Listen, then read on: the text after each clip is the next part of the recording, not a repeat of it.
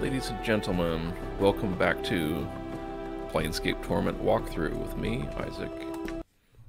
We are going to be starting off where we left off here on the Mortuary first floor.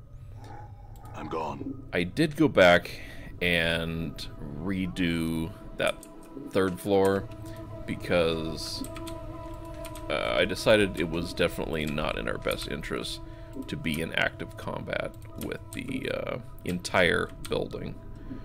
So we are now, basically we don't have the alarm tripped this time. Let's see. Okay, we need to talk to this zombie. This doddering corpse has had its eyes sewn shut, as well as its mouth, and the number 732 is carved into its brow. The threadwork that keeps its ocular cavities sealed looks extremely old. You wonder if the eyes were sewn shut before or after the man's death. You notice he is carrying a huge tome in his hands, as if taking it somewhere. We're going to take the tome from his hands, carefully. You carefully take the tome from the corpse's hands. It doesn't seem to notice. The tome appears to be a book of enchantments and wards.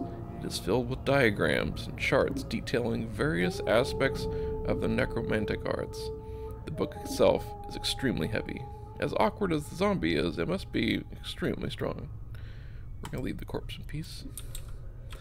Now, this is going to be important. Tome of Bone and Ash.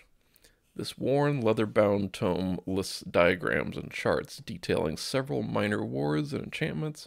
There are numerous drawings of skeletons, bones, and the manner by which they may be preserved over time. Of particular interest in this section regarding guardians, apparently the dustmen animate corpses of fallen giants to serve as guardians for the mortuary. To make them even deadlier, armoring enchantments are woven into their breastplates to help shield them from attacks. The book is much too complex for you to absorb all at once, but it looks like you could refer to certain sections when the need arises. Okay, this is a great example of the different ways you can resolve conflicts in the game. We have several of these giant skeletons scattered around the mortuary, and we are going to go ahead and take a look at them.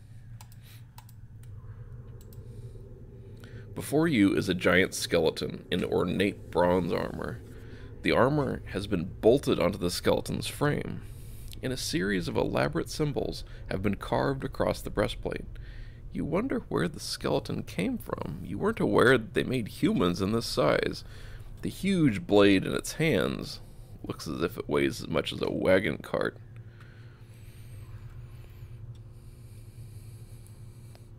Mind if I hold that blade for a second? You must be getting tired of holding it.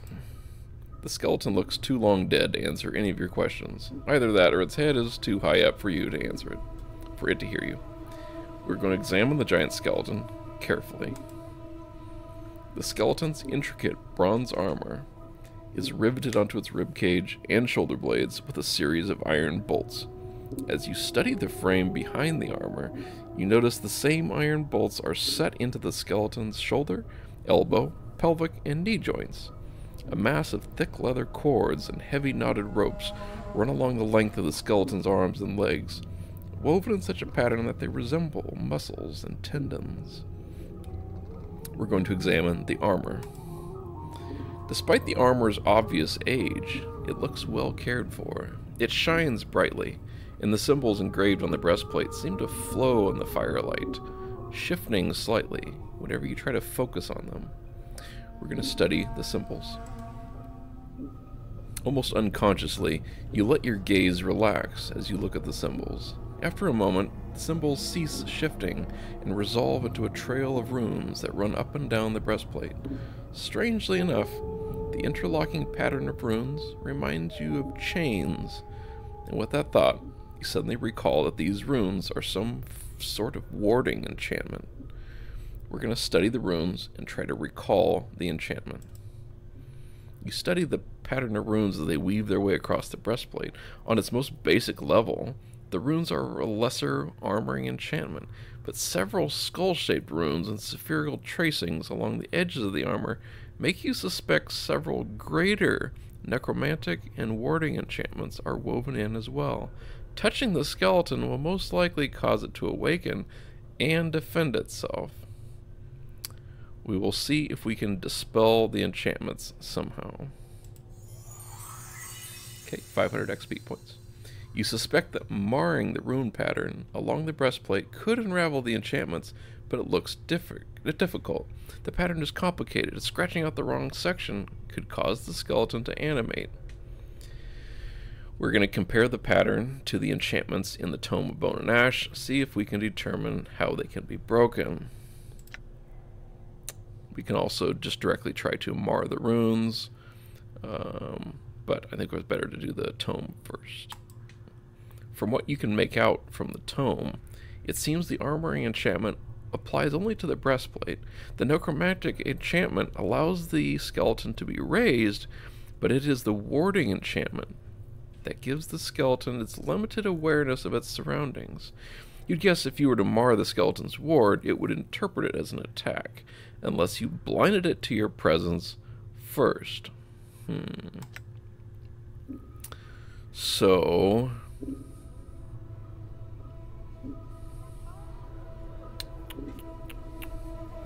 we're going to mar the runes, maintaining the warding enchantment first, then work backward through the rune pattern, canceling the necromantic, then the armoring enchantment. The work is difficult and nerve-wracking at first, but slowly your mind begins to focus, and the runes begin to unravel beneath your attack. Within minutes, the giant skeleton has been stripped of the enchantments binding it. It collapses, falling to the floor with a crash of bones and heavy clanging noise. Damned pile of bones. 800 XP. You wait for a moment, but no one responds to the sound. Moving quickly, you sift through the skeleton's parts on the floor. Most of it is too heavy or too old to be useful. You discover a piece of the skeleton's breastplate, with the majority of one of the broken enchantments engraved on it. You have a feeling it could prove useful. I'll just take it then. Alright, so that gives us this Rune of Lesser Warding, which invokes armor as a spell, essentially, over the caster. And mostly we're just after the 800 XP that was giving us. We're also going to condense our inventory a bit by putting them in the quick items. Inventory management's kind of a bit of a pain in this game. Alright, let's take care of another one. And so we're going to do the same thing. We have another skeleton. We're going to dispel the enchantments, and we already know the technique, which is warding, then rune, then necromantic, then armoring. So we do the same thing where it falls apart, get another 800. We take that, we get another one of these. This is a slightly different spell, which is kind of interesting. You get different spells from each skeleton. And we can also get an axe from the wall of weapons, which is kind of nice. So this area, this is the last part of the mortuary that we're going to be working in. This is probably one of the most important areas of this initial part of the story. I feel stronger. There we go. There's a level up. And so this crescent hatchet is a little bit more substantial. Does a little bit more damage, not much. We're going to go ahead and equip it. Very nice. As far as this part of the game, one of the most important parts of the story is going to be really shortly coming up here. And I'm going to try and make sure I don't do any talking when there's voice acting coming from the characters in the game. Looks like my skills have increased. Nice. We're actually going to just give these to Mort. Okay, now we can go ahead and level up. Okay, great. We get another point. We're going to throw that into intelligence. So we go from exceptional intelligence to genius level intelligence. In this game, the intelligence determines how fast you gain memories, dialogue options. There's some of it affects your mage skills. I think it's a modifier on the mage skills. Wisdom is a bonus to XP, so the more wisdom you have, the more XP you gain, which means you gain levels faster, and that's very good to have. And Mort gains a little bit. Oh, we need to talk to Mort. I'm not sure if this is... There's an ability of his What's up? that we need to unlock. Okay, he does have Litany of Curses. Okay. I think sometimes you have to... Hey, what's eating you, Chief?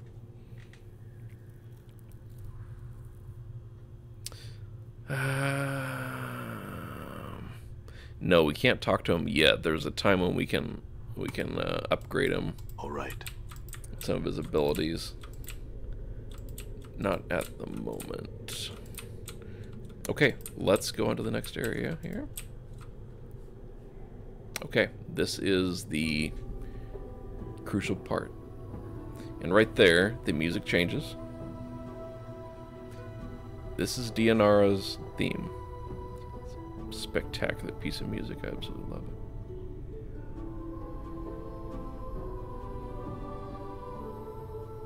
Oh yeah, that's amazing. Alright, here we go.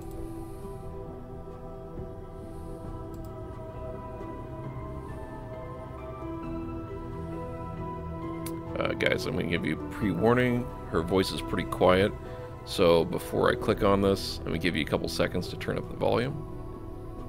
Here we go. You see a strikingly beautiful, ghostly form before you. Her arms are crossed, her eyes are closed. She has long, flowing hair, and her gown seems stirred by some ethereal breeze. As you watch, she stirs slightly. Her eyes flicker. Greetings. You. What is it that brings you here? Have you come to see firsthand the misery you have wrought? Perhaps in death I still hold some shred of use for you, my love. Her eyes slowly open, and she blinks in confusion for a moment, as if uncertain where she is. She looks around slowly, then sees you. Her tranquil face suddenly twists into a snarl, and she says what she said before. I'd prefer not to repeat it, just because it's much better coming from the character and the original voice actor. My love, do I know you? The spirit makes a begging motion with her hands. How can it be that the thieves of the mind continue to steal my name from your memory? Do you not remember me, my love? The ghost stretches out her arms. Think. Her voice becomes desperate again. The name Dianara must evoke some memory within you. I think I feel the stirrings of memory. Tell me more. Perhaps your words shall chase the shadows from my mind, Dianara. Oh, at last the fates show mercy. Even death cannot chase me from your mind, my love. Do you not see? Your memories shall return. Tell me how I can help you, and I shall. Do you know who I am? You are one both blessed and cursed, my love, and you are one who is never far from my thoughts and heart. Blessed and cursed? What do you mean? The nature of your curse shall be apparent, my love. Look at you, she points at you. Death rejects you. Your memories have abandoned you. Do you not pause and wonder why? Memories aside, and assuming death has rejected me, why is that a curse? I do not doubt your ability to rise from the dead. I do believe that every incarnation weakens your thoughts and memories. You claim you have lost your memory. Perhaps it is a side effect of countless deaths. If so, what more will you lose in successive deaths? If you lose your mind, you will not even know enough to realize that you cannot die. You shall truly be doomed. Countless deaths? How long has this been going on? I do not truly know, except it has gone on long enough. I have some other questions. What is it you wish to know? Who are you? Oh, and she says the same thing before. I'm going to say, no, I'm sorry. My memories are lost to me. Then it is as I feared. I am truly lost to you, and what was once an inconvenience for you, you now have the excuse to discard me as you have my memory. Inconvenience?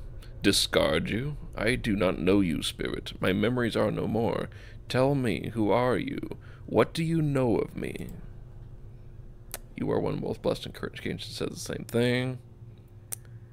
I have some other questions. Okay, we have to go back to, I need to escape this place. Can you help me? As you are about to ask DNR the question, it catches in your throat. It occurs to you that if you tell her you are looking for an escape route, she may feel you are abandoning her.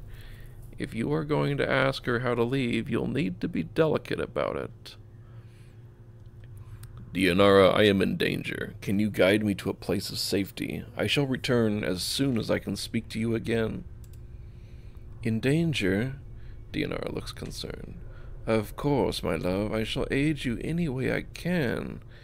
She closes her eyes for a moment, and you watch an ethereal zephyr pass through her body, stirring her hair. After a moment, the zephyr dies, and her eyes slowly open. Perhaps there is a way. Yes. I sense that this place holds many doors shrouded from mortal eyes. Perhaps you can use one of these portals as a means of escape. Portals? Portals are holes in existence, leading to destinations in the inner and outer planes. If you can find the proper key, you could escape through one of them. Key? Dianara pauses for a moment, as if attempting to remember. Portals will reveal themselves when you have the proper key. Unfortunately, these keys can be almost anything. An emotion, a piece of wood, a dagger of silvered glass, a scrap of cloth, a tune you hum to yourself. I fear that the dustmen are the only ones who would know the keys you could use to leave their halls, my love. Then I shall ask one of them. Farewell, Dianara. Hold a moment. I learned much when I traveled with you, my love, and what you have lost I have retained. I have not divulged all that I know to you. My sight is clear, whilst you fumble in the darkness for a spark of thought. What is it that your sight sees that I do not? Time itself relaxes its hold as the chill of oblivion slowly claims us, my love. Glimpses of things yet to come swarm across my vision. I see you, my love. I see you as you are now, and... Dianara grows quiet. What is it? What do you see? I see what lies ahead of you. It ripples through the plains, stemming outward from this point. Shall I speak of what I see? Tell me. I believe the voice actor comes back at this point. Maybe after this. First, I require a promise. Promise you will return, that you will find some means to save me or join me. And we're going to make a vow. Your alignment changes when you lie or vow. Either get more chaotic or less chaotic. We're going to try to go for a full good character this game, so we're going to make a vow. I swear I will find some means to save you or join you. This is what my eyes see, my love. Unfettered by the shackles of time. You shall meet enemies 3, but none more dangerous than yourself in your full glory. They are shades of evil, of good, and of neutrality, given life and twisted by the laws of the planes. You shall come to a prison built of regrets and sorrow, where the shadows themselves have gone mad. There you will be asked to make a terrible sacrifice, my love. For the matter to be laid to rest, you must destroy that which keeps you alive, and be immortal no longer. Destroy that what keeps me alive? I know that you must die, while you still can. The circle must come to a close, my love. You were not meant for this life. You must find that which was taken from you and travel beyond, into the lands of the dead. Die while I still can? Updated my journal. I do not doubt your ability to rise from the dead. I do believe that every incarnation weakens your thoughts and memories. You claim you have lost your memory. Perhaps it is a side effect of countless deaths. If so, what more will you lose in successive deaths? If you lose your mind, you will not even know enough to realize that you cannot die. You shall truly be doomed. There's a lot of foreshadowing in this, in these statements that she made. And we are not going to see the results of her statements for many hours. But it is totally worth the payoff to see these moments that she is describing. It's pretty epic. And we're going to say farewell, Dionara. I shall wait for you in death's halls, my love. She smiles, but there is only sadness in it. She closes her eyes, and with an ethereal whisper, she fades. You back with me, Chief? You kind of drifted out on me there. No, I'm fine. Do you know who that spirit was? Eh? Spirit? A specter I was talking to. The woman. You were rattling your bone box with some woman? Where? Mort looks around excited. What did she look like? She was right on top of the beer. Didn't you see her? And no, you just kind of drifted out for a bit. Just stood there, statue-like. I was a little worried you'd gone addled on me again. No, I'm fine, I think. Let's move on. So yes, this is Dionara's crypt.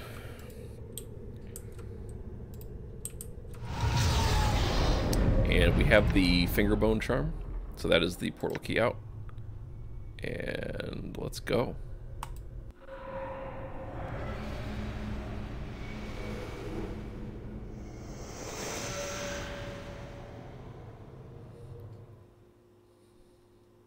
And yes, there will be an explanation for those shadows later in the game. All right. We're going to pick up a couple things here.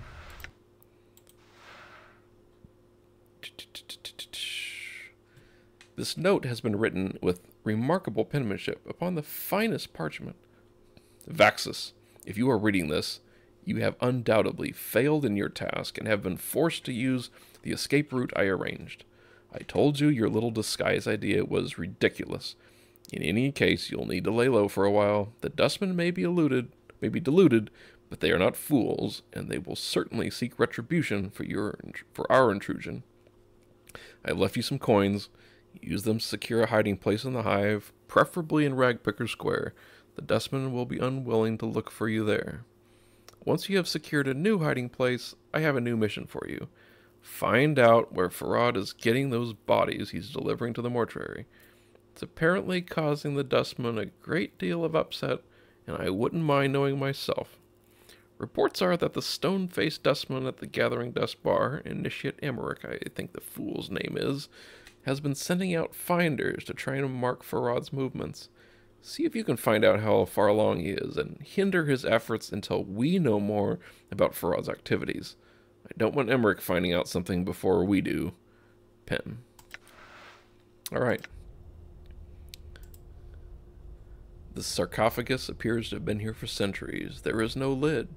The exterior seems to be made of solid stone. There's lots of little neat objects sometimes in the area. And so this will get us out to the city of Sigil. The city of doors. The city that is at the center of all of the known planes. It's a very cool place.